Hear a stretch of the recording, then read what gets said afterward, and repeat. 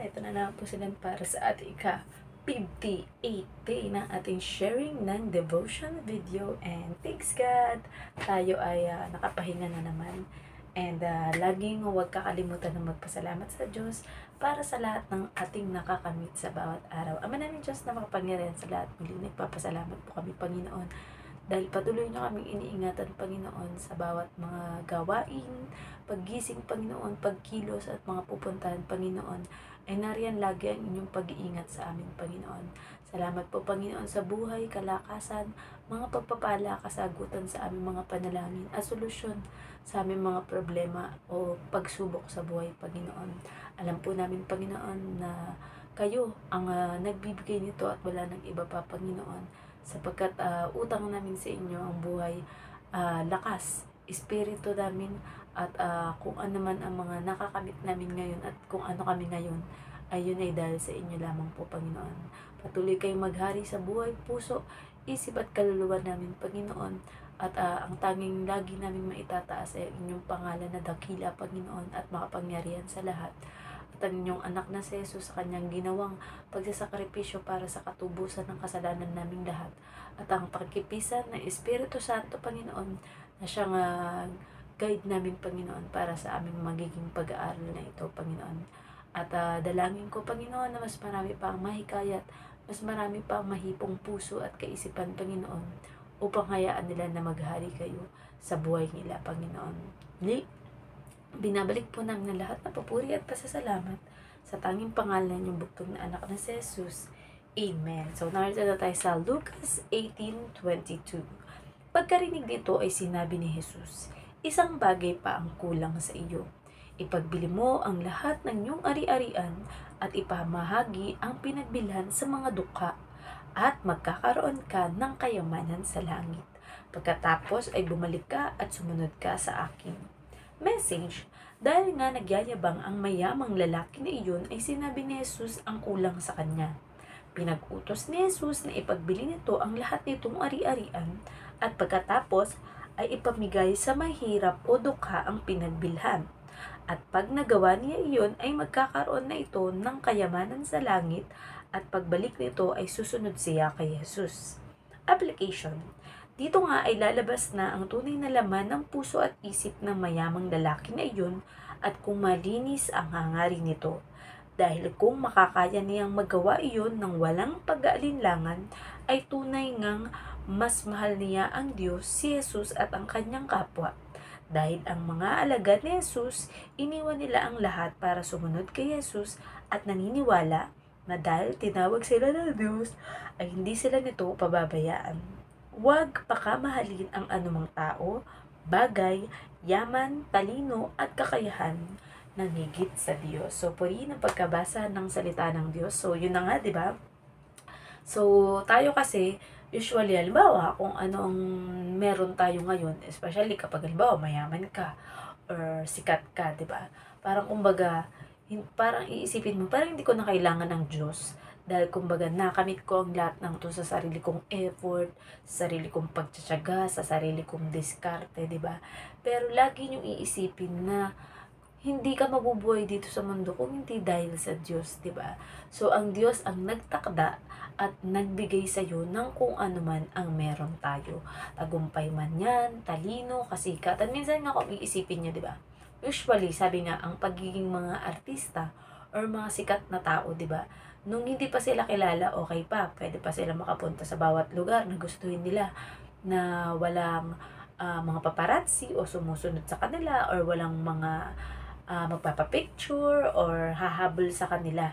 Diba? Subalit, pag naging sikat na sila, lalo kapag sikat na sila na tao o artista, kailangan na nilang mag-hire ng mga bouncer or ng mga bodyguard para magpo-protekta sa kanila kapag halimbawa pumunta sila sa isang mall or sa isang lugar, di ba? Kailangan maingatan na hindi sila masaktan o masugatan, especially kapag ang mga tao ay magpupumilit na mahawakan sila, makapagpa-picture sa kanila, or makapagpa-autograph, di ba? So, minsan, it's a risk na kumbaga, pag sumikat tayo. Pero syempre, hindi naman ako against sa mga sumisikat na mga tao or mga kilala bilang mayayaman, mga vlogger, ganyan. Pero, yun nga lang, kumbaga, kung pinili mo na maging sikat, at yun na nga, sumikat ka na sa tulong at gabay ng ating Panginoong Diyos, is dapat kailangan mo kasing pangalagaan yan, 'di ba? Especially kapag maganda ka or gwapo, 'di ba?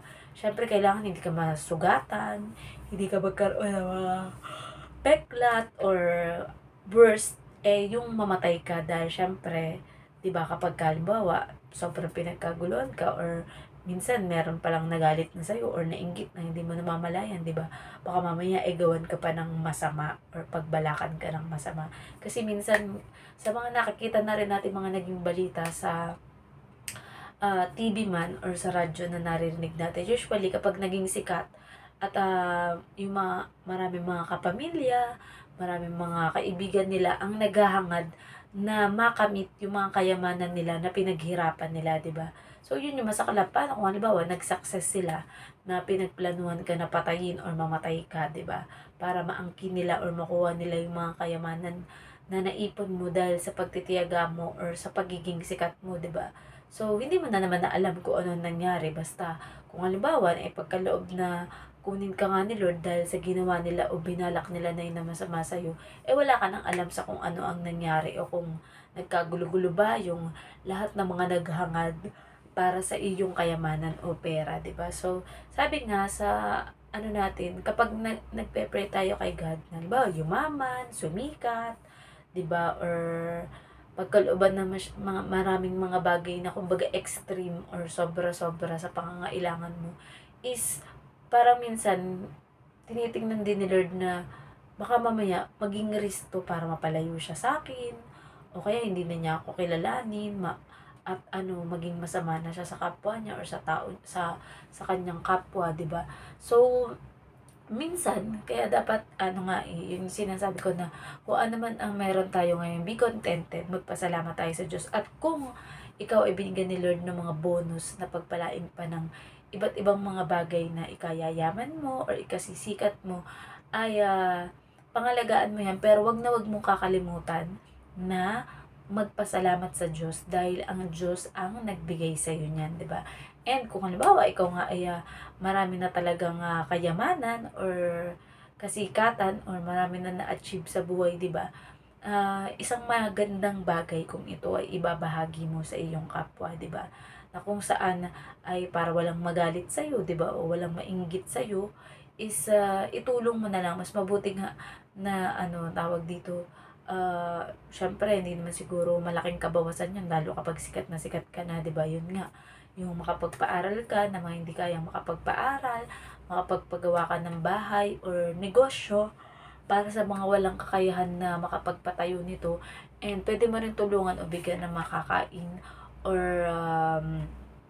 pera kung kaya mo ang mga kahit hindi mo mga kakilala, basta bukal sa loob mo yung ginagawa mong pagtulong, 'di ba? Kaya kagaya sa challenge ng ating Panginoong Yesus sa lalaking mayaman na yun, 'di ba? Ang gawin daw nito ay ibenta ang lahat ng kanyang mga kayamanan at pag-aari at ibigay sa mga mahihirap at nangangailangan yung pinagbilhan, at saka siya susunod sa ating Panginoong Yesus para magkaka-level na sila ng kanyang mga alagad. Dahil 'di ba ang kanyang mga alagad nga para sumunod sa ating Panginoong Yesus ay mga mangingisda, yung kumbaga mga ordinaryong tao. Merong may iba na medyo tawag dito, kagaya ni Paul. Ayan, si Paul is medyo mataas-taas yung tungkulin niya sa bansang Israel. Pero nung tinawag siya ng ating Panginoong Hesus, ay pinili niya na magpakababa at mag-humble down para sumunod. At syempre nakikita naman natin, 'di ba? The Lord always provides sa pangangailangan ng kanyang mga alagad at ng ating Panginoong Yesus. At sa kabila ng kanilang sila ay mga simpleng o ordinaryong tao lamang na namumuhay, pero nakapagpakain sila ng maraming tao, at hindi lang nakapagpakain ng maraming tao, nakakapagpagaling, nakakapagpalayas ng mga masasamang espiritu, at nakakagawa din sila ng mga himala. At higit sa lahat ay napapakain din nila ang espiritual ng bawat tao dahil sa pagbabahagi ng salita ng Diyos at sa kaligtasan, 'di ba? So nakakalaya ang lahat na liligtas at gumagaling sa anumang karamdaman o sakit, 'di ba? So kung iisipin mo, mas privilege ng lalaking yun na hindi niya alam na kapag nagawa niya yun nang hindi siya mag-aalinlangan or hindi siya manghihinayang na, ay, baka maubos naman yung pera ko, mawalan na ako ng pera, maghirap na ako, 'di ba? Dahil hindi niya alam na sa pagsunod sa ating Panginoong Yesus, hindi ka magkukulang sa lahat ng pangailangan. Kaya nga 'di ba may awit si may awit si King David, 'di ba?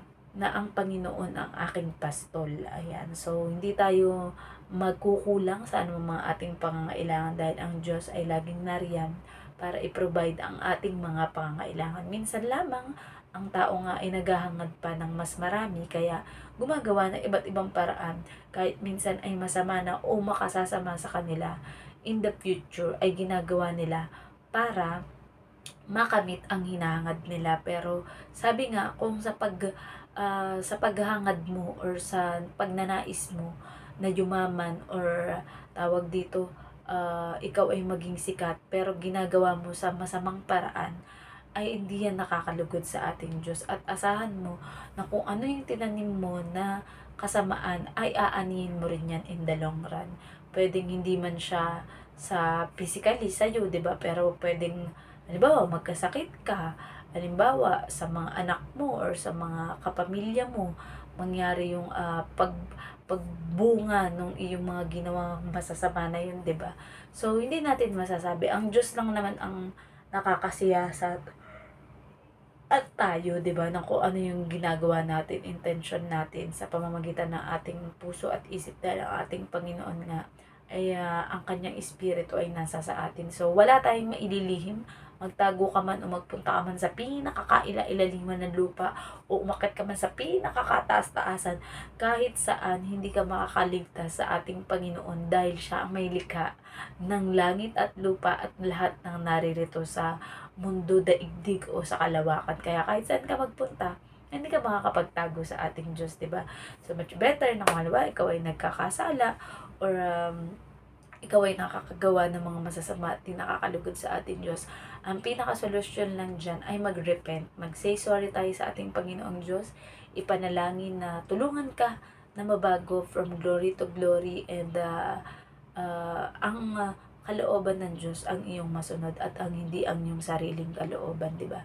So, eto, lalo higit, maging mabuti tayo sa pakikitungo at pagtulong sa ating kapwa, dahil kapag ginawa natin yan ay sigurado susuklian tayo ng Diyos at ang magiging bunga sa atin ay pagpapala at mabubuting mga bagay din, 'di ba, or mga blessings. So hanggang diyan na lamang po, and nawa po ay may natutunan tayo sa ating share na devotion. Bukas na po ulit dahil may pasok na naman ang ating alaga bukas at kailangan na naman natin ng ating lakas at pagising na maaga para gawin ang mga dapat gawin na trabaho sa bawat araw. And tayo po ay mag-close in the prayer. Ama namin Diyos na makapangyarihan sa lahat, muli nagpapasalamat po kami, Panginoon, na alam namin kayo ang nakakasiyasat, Panginoon.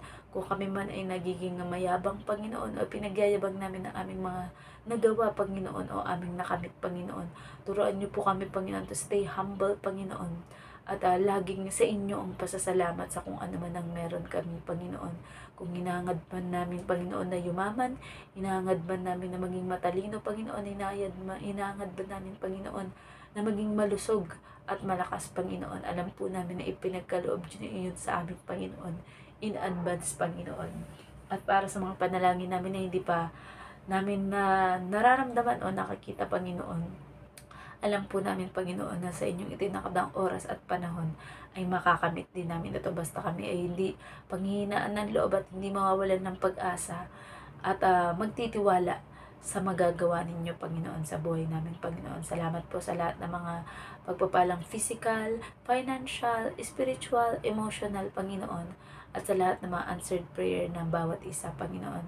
Kayo ang siyang maghari at laging maitaas namin, Panginoon, lalo na sa aming pagbubulay-bulay ng inyong mga salita, Panginoon. At alam po namin, Panginoon, na sa araw ng bukas ay papayaramin niyo pa rin kami ng lakas at buhay at hininga para magawa ang mga bagay na nakalulugod sa inyo. Muli, binabalik po namin ang lahat ng papuri at pasasalamat sa tanging pangalan ng bugtong na anak na si Jesus.